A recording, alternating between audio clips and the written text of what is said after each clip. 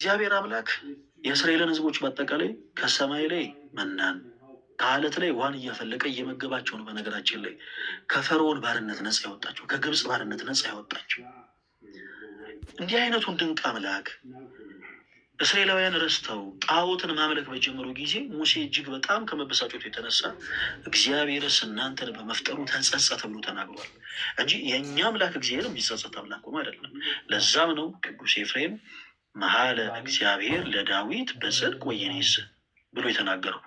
እግዚአብሔር ለዳዊት ማለት ፈጽሞ ምንም አይልም፣ አይጸጸትም ማለት የሚጸጸት አምላክ አይደለም። ሁለተኛው በመጽሐፍ ቅዱሳችን የምናገኘው ቃል እቺን ፓርት ትንሽ የፈጠንኩት ወደ ዋናው ሀሳብ ለመግባት ፈልጌ ነው። እንግዲህ ከፈጠንኩኝ በጣም ይቅርታ አድርጉልኝ። ሁለተኛው በመጽሐፍ ቅዱሳችን ውስጥ የምናገኘው ቃል ቃለ ነቢያት ተብሎ ይጠራል። ቃለ ነቢያት፣ ይሄ ቃል ነቢያት በመንፈስ ቅዱስ ምሪት የተናገሩት ቃል ነው። በመንፈስ ቅዱስ ምሪት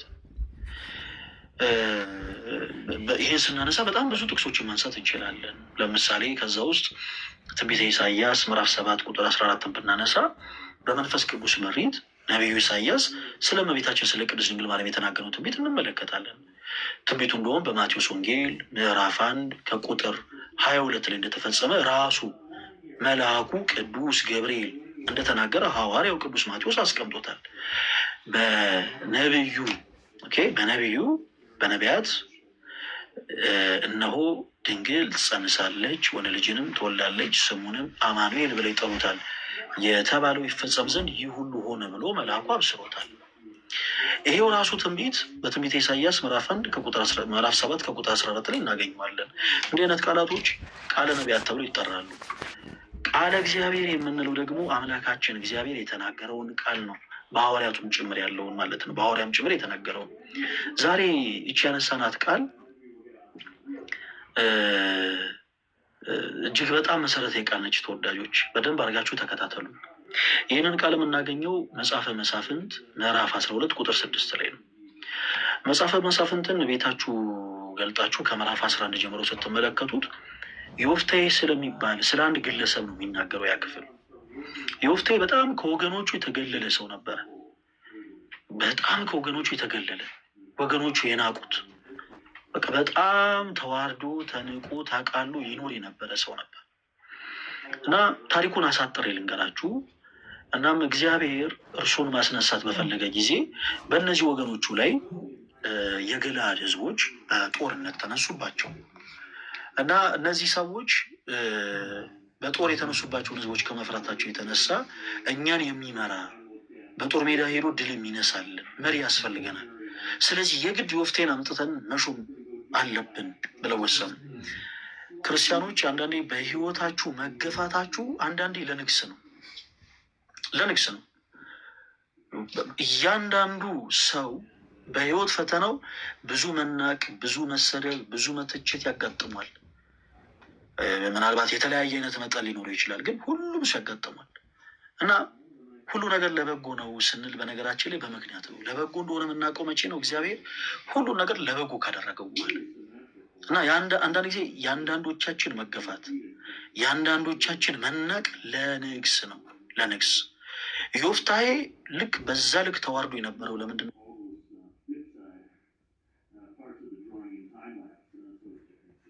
የተዋረደው ሰው የነገሰው ግን በእግዚአብሔር ሆነ። ኢቨን በእነሱ ራሱ አይደለም።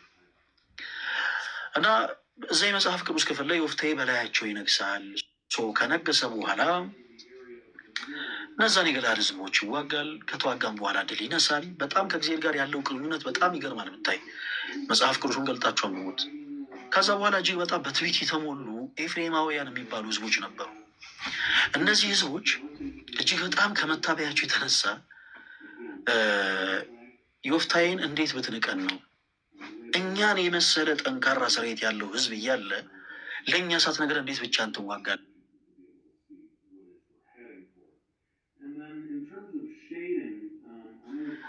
እግዚአብሔርን ይዤ የእናንተ እርዳታ አያስፈልገኝም። ከሁሉ በላይ የሚረዳኝ ጥንት ያለ ዛሬም ያለ ወደፊትም የሚኖር አልፋና ኦሜጋ የሆነ አምላክ እግዚአብሔር አለኝ። ስለዚህ እናንተ አታስፈልጉኝም ባለ ጊዜ ኤፍሬማውያንም እኛ ምን እነሳብሃለን? እስኪ ማን ከእጃችን እንደሚያስጥል እናያለን ብለው በጠላትነት ተነሱበት። የኔ ተወዳጆች በክርስትና ህይወት ውስጥ በነገራችን ላይ የጥላቻ ኢንዲንግ የለውም። አንዱ ጠላታችሁን ድል ስትነሱ ሌላ ጠላት ከፊታችሁ ይመጣል። ይሄ ያለ ነው። ይሄንን አውቃችሁ ልትጓዙ ይገባል። ይሄንን የማያውቅ ሰው በአጠቃላይ ግን በቀላሉ ይሰበራል። በነገራችን ላይ በጣም ብዙ የተሰበሩብን አገልጋዮች አሉ።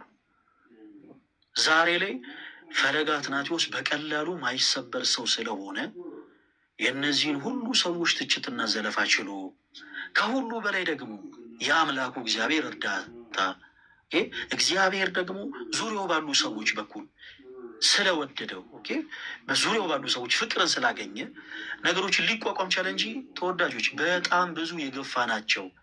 በጣም ብዙ በዚህ ልክ ድምፃቸውን እንኳን ሳንሰማ ለማየት የጣለናቸው በጣም ብዙ ሰዎች አሉ። በዙሪያችሁ በቤተክርስቲያን አገልግሎት ሊሆን ይችላል፣ በሰንበት ቤት ተቋም ውስጥ ሊሆን ይችላል፣ በምትኖሩበት ቤት ውስጥ ሊሆን ይችላል፣ ባላችሁበት ግቢ ውስጥ ሊሆን ይችላል፣ በትምህርት ቦታችሁ ሊሆን ይችላል። እንዲሁ ላይናችሁ የጣላችኋቸው ሰዎች አሉ። ማንነታቸውን ሳታውቁ እንዲሁ ለማየት ብቻ የጠላችኋቸው እንዲሁ ገና ስማቸው ሲጠራ ራሱ በጣም የምትበሳጩባቸው ሰዎች አሉ። በክርስትና ህይወት ላይ አንዱ ጠላታችሁን ድፊት ስታደርጉ ሌላ ጠላት ይነሳል። ይሄ ያለ ነው። ዮፍቴ አንድ ጠላቶቹን ከረታ በኋላ ነው ኤፍሬማውያን የሚባሉ በጉልበታቸው የሚያምኑ ሰይፎቻቸው እጅግ በጣም የተሳሉ ኃያል የሆኑ ህዝቦች የተነሱበት። ከዛ በኋላ የእናንተን ከፍ ከፍ ማለት የሚወዱ ሰዎች አሉ። በተለይ በነገራችን ላይ በየትኛውም ቦታ ላይ የግድ መንፈሳዊ ህይወት ላይሆን ይችላል። ክርስቲያኖች ባላችሁበት በየትኛውም ቦታ ላይ ትንሽ የሆነች ነገር ትንሽ ለምሳሌ በምሰሩበት ቦታ ላይ ድንገት ባለቆቻችሁ የምትወደዱ ከሆናችሁ ምንም ነገር ኖሯችሁ እኮ አይደለም። ድንገት ባለቆቻችሁ የምትወደዱ ሰዎች ከሆናችሁ ዙሪያችሁ ባሉ ሰዎች በጣም ነው የምትጠሉት። ምንም አደርጋችሁ አይደለም። አለቃችሁ ለእናንተ ደሞዝ ሲከፍል ከእነርሱ ቀንሶ አይከፍላችሁም፣ ግን እንዲሁ ትጠላላችሁ። አንዳንዴ በውስጣችን ይሄ ቃየልነት ያጠቃን ብዙ ሰዎች ያለን። እግዚአብሔር አምላክ በእውነት ሁላችን ለንስሐ ሞት ያብቃን። መቼም ዞረን የሁላችንም ዓላማ ኖረን ተስፋ የምናረጋት መንግስተ ሰማያትን መውረስ እና ያቺን ደግሞ የክርስቶስ ኢየሱስን መንግስት ደግሞ የምንወርሰው ደግሞ ክርስቶስን በመምሰል የቃየልን አይነት ልብ ኖሮን ግን እመኑን ማንኛችንም ያቺን መንግስት አንወርስም፣ ፈለገም ጭምር ማለት ነው። እግዚአብሔር አምላክ ወደ አቤል መስዋዕት የተመለከተው አቤል የሚያምር ሆነ እጅግ በጣም መልከኛ የሆነን መስዋዕት ስላቀረብ አይደለም፣ ልቡ ንጹህ ስለነበረ ነው። ልቡ ንጹህ ነው ማለት በወንድሙ ላይ ክፋት ሳያስብ ነበረ መስዋዕቱን ያቀረበው። ቃየል ግን በጣም ከባድ ጥላቻ ነበረ በልቡ። እግዚአብሔር እንዲህ አይነቱ መስዋዕት አይመለክም። ምናልባት ዘማሪ ልንሆን እንችላለን፣ ምናልባት ሰባኪ ልንሆን እንችላለን፣ ምናልባት ቀዳሽ ካህናት ልንሆን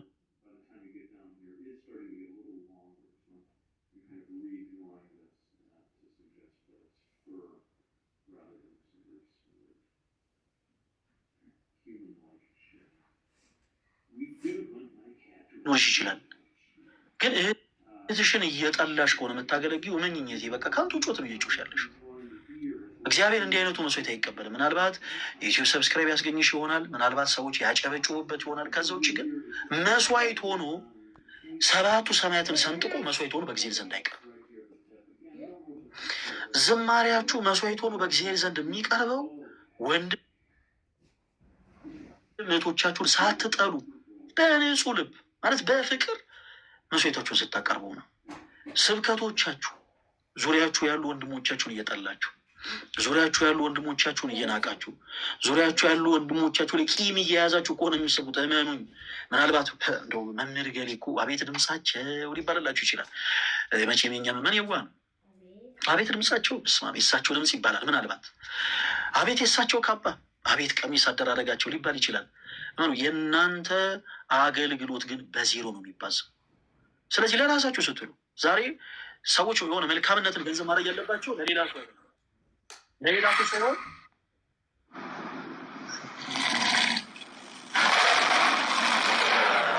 ሰው ይለፍ ብዬ ነው። ደግሞ በዚህም የተነሳ ደግሞ ጥመዱኝ አሏችሁ። ስለወደዱኝ ነው የሰጡ። ይወዱኛል ደግሞ ይሰጡኛል እንደውም ትላለህ። እሺ እንቀጥል እና ሰዎች ለራሳቸው ሲሉ ነው መልካምነትን ገንዘብ ማድረግ ያለባቸው። እያንዳንዱ ሰው ለራሱ ሲል መልካምነትን ገንዘብ ካላደረገ እመኑ ተስፋ የምናደርጋት መንግስተ ሰማያትን በፍጹም ማንኛችንም ልንወርሳት አንችልም። ፈለገ አትናቴዎስን ምንም ልትመክሩት አይገባም፣ ምንም ልትጨቅጭቁት አይገባም። እመኑኝ ፈለገ ለልደት፣ ለኤርሚ፣ ለዲያቆን ዴፍ፣ ለነተሙ ምቀኛ ከሆነ ምናልባት ጥሩ በቃ እንደው በሰው ዘንድ ሊወደች እንደው ፈለገ መስዋዕት ሆኖ በእግዚአብሔር ዘንድ አይቀርብም። መስዋዕት ሆኖ በእግዚአብሔር ዘንድ አይቀርብም። መንፈሳዊነትን እየረሳን ይመጣን ይመስለኛል። አንዳንዴ የዚህች ዓለም ጫጫታ በጣም በእኛ ላይ እያየለ የመጣ ይመስለኛል። እና ተወዳጆች አንዳንድ መልካምነትን ገንዘብ እናደርግ። በዮሐንስ ወንጌል ምዕራፍ 15 ላይ